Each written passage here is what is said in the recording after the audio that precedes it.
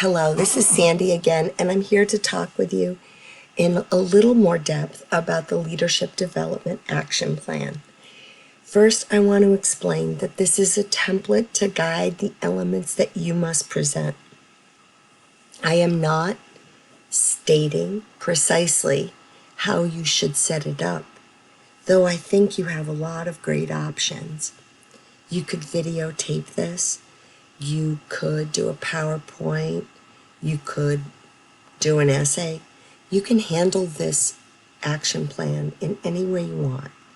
The only thing I expect is that you will provide me with a strong and deep understanding of the 9 parts presented. I do think it's simplistic, perhaps, to simply put a number and the question and then answer it. I don't think that creates a really flawless presentation. But if you really felt that was the best way to share what you want to share, certainly do it. People have done everything from a graphic novel to role play. So you need to provide whatever you feel is the best and most effective way.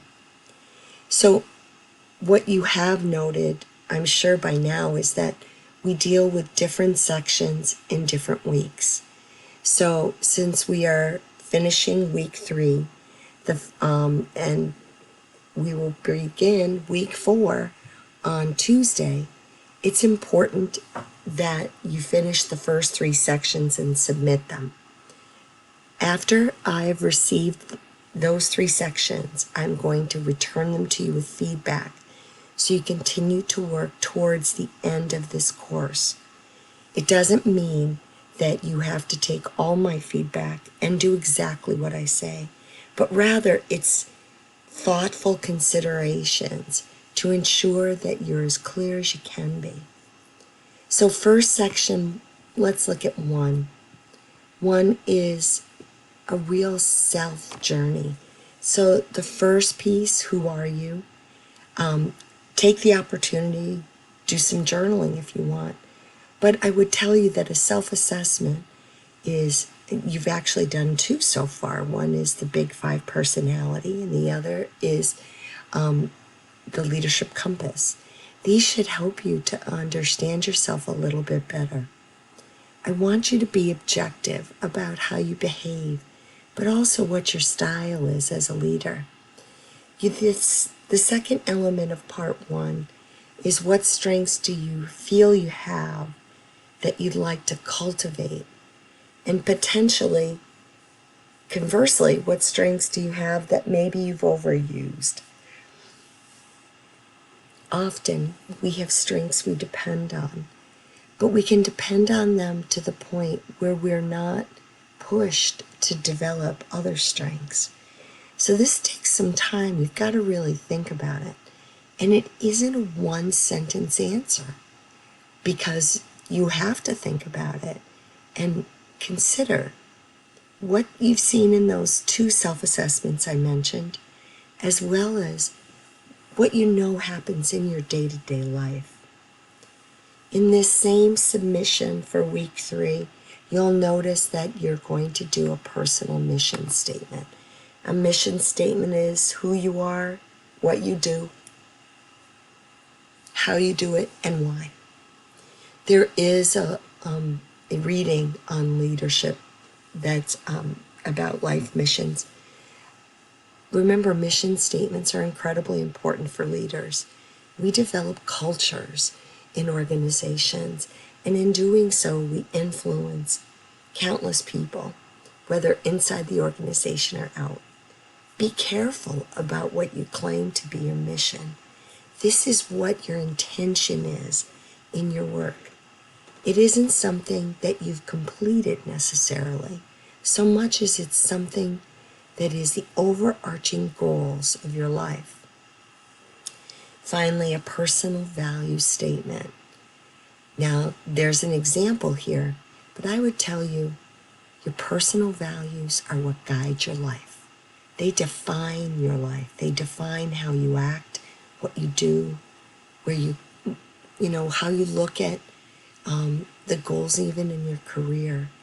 Personal values are what we hold dear. Now, that's for week 3. Week 4, notice the first 3 things had nothing to do with leadership.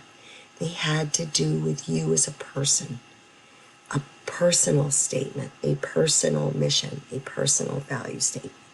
Now, in sections 4, 5, and 6, we're starting to look at you as a leader. So, what's your leadership vision? Now, there is a particular document here that you can use the link and see what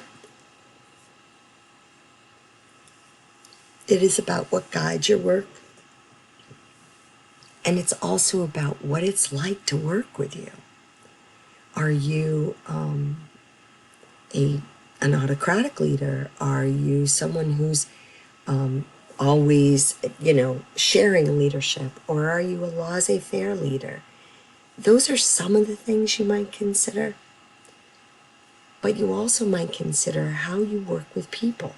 That's part of your leadership vision. Again, it's symbolically sharing what it would be like to work with you and report to you. What are your core leadership strengths, your competencies? What do you do best? To date, you've seen some different leaders. You've heard different leadership stories. You've read things. All right, so what do you think you are as a leader? And then also, what do you need to work on? This is an early statement. Later in the program, you're going to come back to this, and this will be a critical area where you really detail your growth. So, what are you doing well now? And then it's always important to consider, where could you grow? The final section in week 4 is going to be your motivations. What motivates you to become a leader or to enhance your existing leadership? What motivates you to be engaged? But on top of that, why are you in this program? That's what your motivations are. If you weren't in touch with being a leader, this program would probably not be what you have selected. So what motivated you? And what continues to motivate you? Now the last week, which is week 5, that's sections 7, 8, and 9. 7, identify the best of the best. What leader do you think of when you think of the best leader? Now, that could be somebody that you have watched from afar. Typically,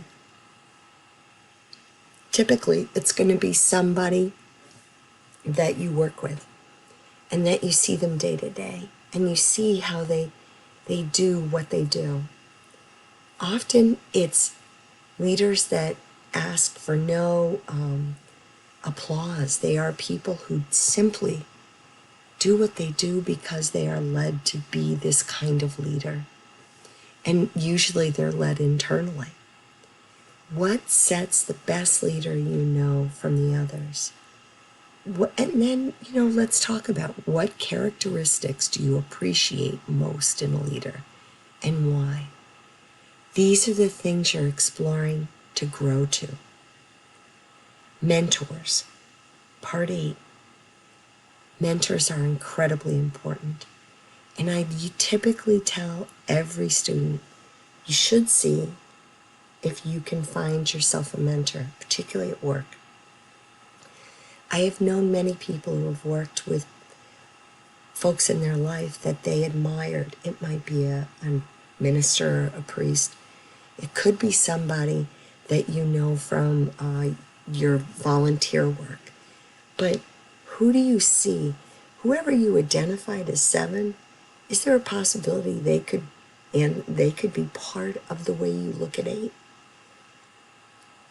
To have a leadership mentor guide you, know what you want when you hit a problem, an obstacle, and have that leader, that mentor, redirect you, can be one of the most fulfilling things. Likewise, if you can see how valuable a mentor is, could you be a mentor to someone else?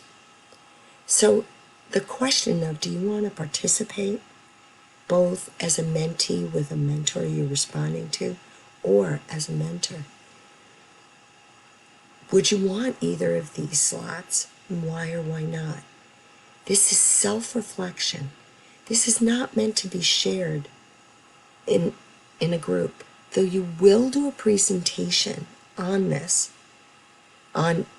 entire template, or just in general share a story about your first term. And we'll talk more about that as we get closer to the end. But I urge you to really think about this and not worry about sharing it with a large group in your cohort. Simply think the only person who'll see it is me. And if you're looking for a mentor and you want to talk after you've left this course, you can even put that here. I want to know what you intend to do. Finally, and this is again in week 5, what's your planned time frame? I want you to think about what you're going to do, about all the things you've identified here, and when you're going to embark on them, and how long do you think it'll take? So think of this almost like a calendar or a timeline, chronologically detailing when you're going to do things you intend to do. Now here's one thing you can put on your calendar or your timeline, and that is that you're going to graduate in June of 2022. So that is one thing that awaits you. But there are other things in between. Perhaps it's a job you're looking at, a promotion, or perhaps you're thinking of going in a different direction in your career. Whatever might await you, start to put it in a timeline. Again, this timeline is a beginning timeline. It's not meant to encompass everything you're going to do, but to start to give a framework to the work ahead. Now, those are the 9 pieces that are due. The first 3 in week 3, the second 3 in week 4, and the third and final 3 in week 5. This gives you an idea what you're shooting for. Remember, the format should work for you. If you feel like you want to do this in a different format than anything I've talked about, please talk with me. But know that ultimately, all your work is guided by what works for you. I want to thank you, and I hope this has been helpful. If you have any questions, don't hesitate to reach out. Take care.